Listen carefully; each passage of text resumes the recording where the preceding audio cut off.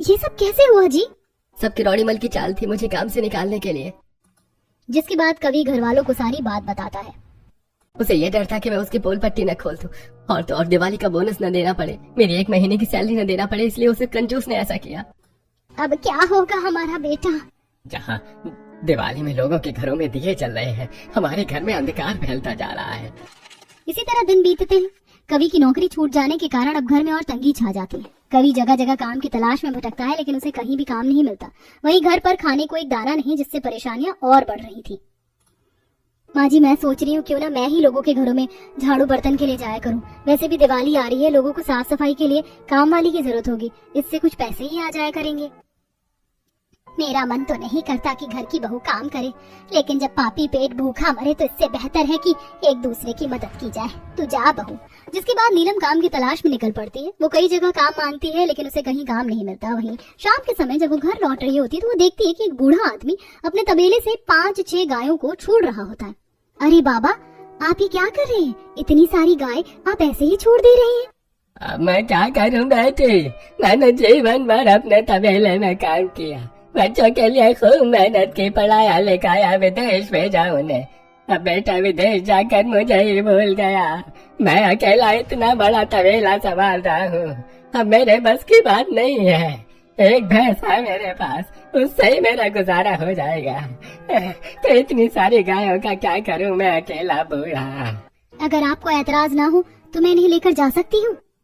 हाँ, गाय तो माता के समान है, इनसे जिसका भला हो जाए वो सुखी है। ले जाओ बेटा। जिसके बाद नीलम सारी गाय अपने घर लेकर आ जाती है। ये देखकर घर वाले हैरान हो जाते हैं। मम्मी, इतनी सारी गाय कहाँ से ले आई आप?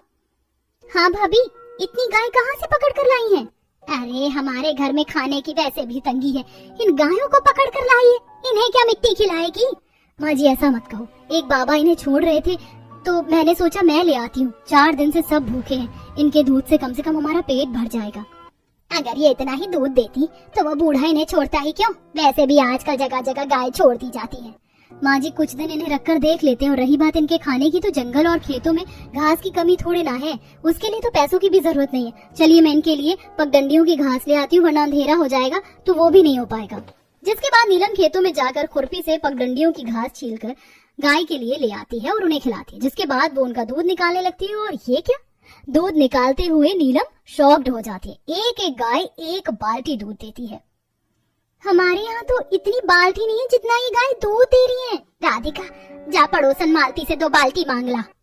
राधिका माँ के कहने पर पड़ोसन के यहाँ बाल्टी मांगने जाती है। तुम्हारे यहाँ खाने को दाना नहीं है तो क्या बाल्टियों से पानी पीकर पेट भरने का इरादा है क्या? 2 बाल्टी चाहिए? तुम्हारे यहाँ तो 2 बाल्टी है ना। काकी, देना हो तो दे दो, वरना इतना भाषण ना दो। आजकल की छोकरियों की जुबान बहुत चलती है। लो ले जाओ। मालती के यहाँ से मिली बाल्टी में भी बहुत दूध गिराती है। ऐसे ही 4 बाल्टी दूध हो गए। इतना दूध, अभी तो 2 गाय का दूध निकाला ही नहीं। रहने दे बहू, अब इतना दूध गर्म कर ले या पड़ोसियों में बांट दे, वरना फट गया तो कोई मतलब का नहीं रहेगा। जिसके बाद नीलम सारे दूध को एक बड़े से भगोने में गर्म करती है और घर के सभी लोगों को दूध पीने के लिए देती है। आज कितने दिनों बाद हम दूध पीने को मिला है, वाह, इस तो मजा आ गया। शरीर में ताजगी आई गई गाय का ताजा दूध पीकर। उस आदमी का लाख लाख शुक्र है जिसने तुझे ये गाय दी। बाकी बचे दूध का क्या करूँ माँ जी? पड़ोसियों को बांट दूं क्या, वरना सुबह तक फट ना जाए। मम्मी दिवाली आ रही, सबके घर में मिठाई बन रही, इतना सारा दूध है तो आप भी मिठाई बना दो ना। हाँ माँ, वैसे भी पापा तो मिठाई की दुकान पर काम करते थे तो उन्हें तो मिठाई बनाना आता ही है। हाँ, बच्चे सही कह रहे हैं, इसे किसी को देने से अच्छा हम मिठाई बना लेते हैं। कल भी तो गाय ढेर सारा दूध देगी। बेटा तुम अगर दोनों इस दूध से मिठाई बनाकर बेचो तो कितना बढ़िया रहेगा। वैसे भी दिवाली का सीजन है, मिठाइयाँ अच्छी बिकेंगी। लेकिन बाबूजी, सिर्फ दूध से मीठा नहीं बनता ना, चीनी की भी जरूरत पड़ती है। चीनी से अच्छी मिठाई गुड़ की बनती है, और गुड़ तो घर में है ही। तुम चिंता मत करो, जब भगवान यहाँ तक ले आया है तो आगे भी वही मदद करेंगे। जिसके बाद कवि सारा दूध जलाकर उसमें गुड़ मिलाकर मलाई बर्फी बनाता है। अरे वाह पापा, ये तो बहुत ही ज्यादा स्वादिष्ट बनी है। अब तो हम आराम से ढेर सारी मिठाई खा सकते हैं। बर्फी तो बन गई, लेकिन इन्हें बेचेंगे कैसे? बाबूजी पहले जिस ठेले पर सब्जी बेचते थे वो थोड़ा सा टूटा है, उसकी मरम्मत करके उस पर ही बेचेंगे। अगले दिन नीलम सुबह जल्दी उठकर गाय के लिए खेतों से घास काट कर ले आती है और गाय का चारा पानी करके दूध निकालती है। उस दूध से कवि और ढेर सारी मिठाई बनाता है, जिसके बाद दोनों पति पत्नी ठेले पर मिठाई सजाकर बाजार में बेचने जाते हैं। क्या बात है, जिसके घर में कल तक खाने को दाना नहीं था आज वो मावा बर्फी मिल्क केक और दूध के पेड़ लेकर बाजार में बेचने जा रहा है। बस आप जैसे पड़ोसियों की दुआएं साथ हैं तो ये तो होना ही था ना। मनीता नीलम को जवाब देकर आगे बढ़ जाती है। बाजार में आज बहुत भीड़ थी क्योंकि दिवाली नजदीक थी। लोग रंगोली, दिया, कंदील की दुकान लगाए बैठे थे और खरीदने वालों की लाइन लगी थी। लेकिन बाजार में नीलम और कवि की मिठाई की नई दुकान होने के कारण वहाँ कोई नहीं आ रहा था। आधा दिन ऐसे ही बीत जाता है। अगर ये मिठाई नहीं बिकी तो सारा दूध और मेहनत बर्बाद चली जाएगी जी। अभी आधा दिन बचा है, शाम में ज्यादा भीड़ होती है, तुम चिंता मत करो, सब ठीक होगा। जिसके बाद दोनों ग्राहकों के आने का इंतजार करने लगते हैं। तभी एक ग्राहक उनकी दुकान पर आता है। अरे भैया जी, लगता है बाजार में नई दुकान है। हाँ भैया जी। अच्छा 5 किलो बर्फी दे दो, लेकिन पहले एक टेस्ट करा देना। कवि दिनेश को बर्फी का एक टुकड़ा चखने के लिए देता है। अरे वाह, ये तो मेरी उम्मीद से भी ज्यादा स्वादिष्ट है। दुकान नई है लेकिन मिठाई का स्वाद कल्लूमल हलवाई की मिठाइयों से भी अच्छा है। भैया एक काम करो, अब तुम 1 किलो मिठाई दे दो, वो भी 1/4 किलो बर्फी, 1/4 किलो रसगुल्ला और आधा किलो पेड़े। कवि खुशी से मिठाइयाँ पैक करके दिनेश को देता है। कितना हुआ भैया? 400 रुपए। अरे इतनी महंगी मिठाई के बस 400 रुपए ही हुए? अभी नई दुकान है ना भैया, ग्राहकों को विश्वास दिलाना भी तो जरूरी है। सही बात है। जिसके बाद दिनेश मिठाई लेकर वहाँ से चला जाता। दिवाली का सीजन होने के कारण बाजार की भीड़ में जो भी कवि की मिठाई की दुकान देखता उनका मन ललचा जाता और वो मिठाई खाने के लिए पहुँच जाते। दिन में तो उनकी बिक्री नहीं हुई, लेकिन शाम होते होते सारी मिठाई बिक गई। मैं तो डर गई थी कि आज बिक्री नहीं हुई तो क्या होगा, लेकिन सब अच्छा हो गया जी। चलिए घर चलते हैं, मिठाई बनाने का और सामान ले चलते हैं ताकि कल ज्यादा और तरह तरह की मिठाई बना सके। जिसके बाद नीलम और कवि बाजार से खसखस और बालूशाही के लिए मैदा खरीदते हैं, साथ में थोड़े बहुत ड्राई फ्रूट, इलायची और साकर लेते हैं और घर के लिए राशन भी खरीदते हैं। आज जितने पैसे कमाए सब कुछ सामान खरीदने में चला गया। कोई ना भगवान, अब सब अच्छा होगा।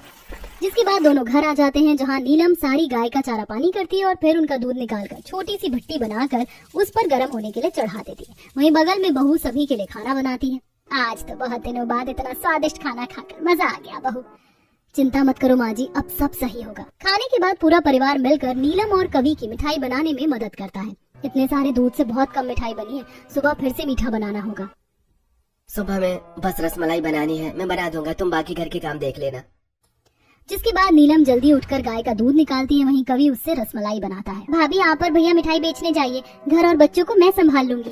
जिसके बाद दोनों तरह तरह की मिठाई लेकर बाजार में बेचने चले जाते हैं। आज नीलम के ठेले पर पहले से ज्यादा वैरायटी की मिठाइयाँ थी और लोग उनकी मिठाई से आकर्षित होकर बड़े चाव से मिठाई खाने भी आ रहे थे। भैया जी, मिठाई में कोई मिलावट तो नहीं? इतना स्वादिष्ट मिठाई बनाए हो। अरे मिलावट होती तो इतनी स्वादिष्ट होती क्या भैया, कैसी बात करते हो? अरे सस्ती है ना, इसलिए कहा। कभी कभी सस्ती मिठाइयाँ भी स्वादिष्ट होती हैं, भरोसा कीजिए। लोग नीलम और कवि के ठेले पर चाव से मिठाई खाते और घर भी लेकर जाते। अब रोज नीलम की मिठाइयों की अच्छी बिक्री होने लगी थी, जिससे वो आए दिन मिठाइयों के फ्लेवर में बढ़ोतरी कर रहे थे और अच्छी मिठाइयाँ बनाकर बाजार में बेचते थे। कुछ दिन तो लोग बड़े ही चाव से उनकी मिठाइयाँ खरीदते और खाते थे, लेकिन धीरे धीरे लोगों का उनकी दुकान पर आना बंद हो जाता है। अब इक्का दुक्का ग्राहक ही उनके ठेले पर आते और बाकी किरोड़ी मल के यहाँ सब खराब मिठाई खरीदने के लिए लाइन में लगे होते। हम इतनी अच्छी और सस्ती मिठाई बेचते हैं और इसके बावजूद कोई नहीं आ रहा। मुझे लगता है कि सस्ती मिठाई देखकर लोगों को लग रहा है कि हम मिलावट करते हैं। दाम थोड़े और बढ़ा देने चाहिए और मिठाई को थोड़ा अट्रैक्टिव बनाना चाहिए, जिससे लोगों की नजर हमारी बनाई मिठाई से हटे ही नहीं। भैया आजकल तो बाजार में 10 फीट के समोसे और डोसा बिक रहा है। अगर आप लोग भी 10 फीट की मिठाई बेचें तो कैसा रहेगा? तेरा दिमाग तो ठीक है ना राधिका, 10 फीट की मिठाई बनाने में कितनी मेहनत लगती है पता भी है। पापा ये अखबार देखो, कई लोग 10 फीट का समोसा और डोसा बनाकर फेमस हुए। एक रेडी से शुरू किए, आज उनका खुद का रेस्टोरेंट है। ऐसा है तो हमें भी कोशिश करनी चाहिए। दिवाली में लोगों के लिए इतनी बड़ी मिठाई विशेष होगी। 10 किलो मिठाई लेने से अच्छा लोग 10 फीट की एक मिठाई लेना ज्यादा पसंद करेंगे। जिसके बाद नीलम घर के पीछे एक बहुत बड़ी भट्टी बनाती है और कवि एक हलवाई से बड़ी सी कढ़ाई उधार मांग कर लाता है और सारे कमाए पैसों से दोनों मिठाई बनाने का सामान लेते हैं। जिसके बाद दोनों 10 फीट का रसगुल्ला, गुलाब जामुन, बालूशाही, रसमलाई, बर्फी सब कुछ 10 फीट का बनाते हैं और बाजार में बेचने जाते हैं। अब बाजार में सभी इतनी बड़ी मिठाई देखकर हैरान हो जाते हैं। अरे वाह, इतनी बड़ी मिठाई तो मैंने जिंदगी में नहीं देखी। अगर मैं इसे अपने घर ले जाती हूँ तो सभी दिवाली में बड़े चाव से मिठाई खाएंगे। भैया एक 10 फीट का रसगुल्ला पैक कर दो। कवि 10 फीट का रसगुल्ला काट कर कंटेनर में भर कर उन्हें देता है और वो खुशी से 10 फीट का रसगुल्ला अपने घर ले जाती है। अब धीरे धीरे नीलम की 10 फीट की मिठाई देखकर लोग उसकी दुकान पर भीड़ लगाने लगते हैं।